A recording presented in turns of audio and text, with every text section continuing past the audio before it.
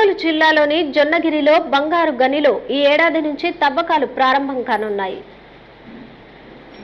ఈ నెల 15వ తేదీ కర్నూలు జిల్లా జొన్నగిరిలో బంగారు తవ్వకాలు ఈ ఏడాది నుంచి ప్రారంభిస్తున్నట్లు కంపెనీ యాజమాన్యం ప్రకటించింది. కర్నూలు జిల్లా పరిధిలోని తుగ్గలి మండలం పగిడిరాయి, జొన్నగిరి ప్రాంతాల్లోని ఎర్రనీళ్లలో బంగారు నిక్షేపాలు బయటపడ్డాయి. చాలా సంవత్సరాలుగా అన్వేషణ తర్వాత ఈ ప్రాంతంలోని 1500 ఎకరాల్లో బంగారు నిక్షేపాలు ఉన్నట్లు గుర్తించారు. Deccan gold mines limited company తవ్వకాలకు అనుమతి పొందింది. తవ్వకాలు ప్రారంభిస్తే ప్రతి ఏడాది 750 కిలోల బంగారు వెలికి తీసే అవకాశం ఉంటుంది.